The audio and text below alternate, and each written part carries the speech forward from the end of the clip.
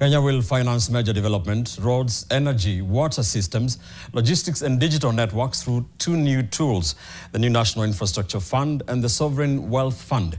In his address to the nation, President William Ruto states that the National Infrastructure Fund will collect, protect and invest money from privatization and attract private capital, allowing Kenya to build infrastructure without relying on loans or hiking taxes.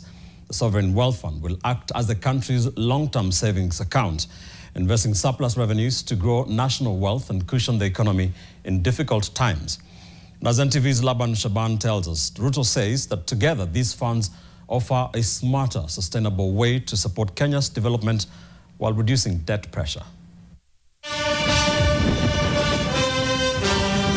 President William Ruto has announced an ambitious plan to develop major infrastructure projects, largely through privatization. The proceeds will be channeled to the newly established National Infrastructure Fund. We will onboard private-public partnership in the modernization of Jomo Kenyatta International Airport, Mombasa and Lamu Airport, and sort out the challenges facing Kenya Airways by next year. This work is already in progress. Next week, I will launch the dualling of the 170-kilometer Rironi-Naivasha-Nakuru-Mau Summit Road.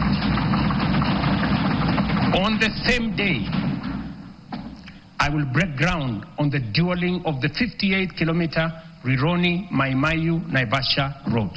The head of state says this will ease traffic congestion, especially during the festive seasons, as well as reduce the daily traffic snarl-ups in and out of the capital, Nairobi.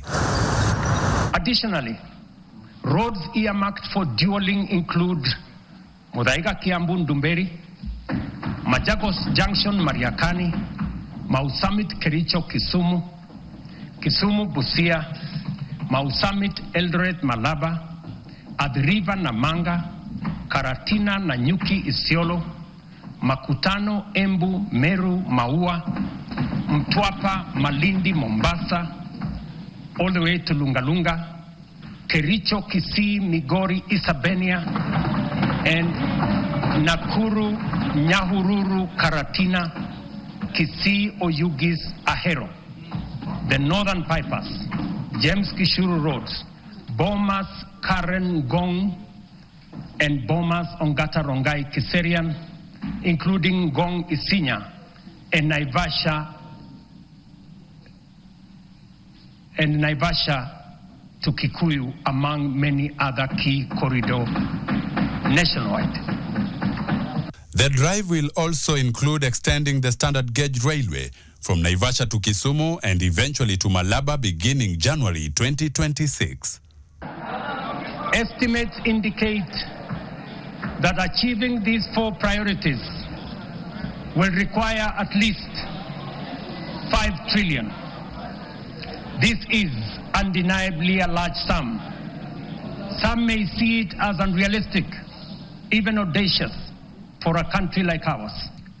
The answer, ladies and gentlemen, lies in two key financing vehicles: the National Infrastructure Fund and the Sovereign Wealth Fund.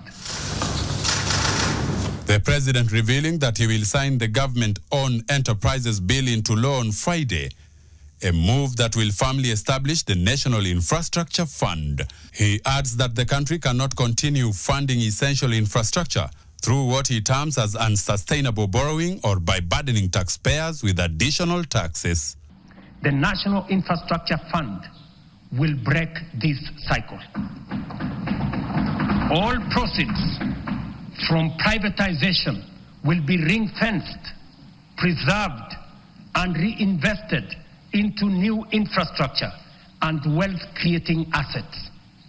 When ownership shifts to the private sector for efficiency, the benefits to the public will not diminish, they will multiply. We will do this by using budgeted resources prudently and introducing a financing architecture that leverages capital markets, diversifies ownership through unlocking of national assets through privatization, and use PPP frameworks to channel private capital into public priorities. Alongside the NIF, the Sovereign Wealth Fund will safeguard national resources and invest for the future. The government stresses it will also ensure that the benefits reach coming generations, supporting long-term economic stability and development.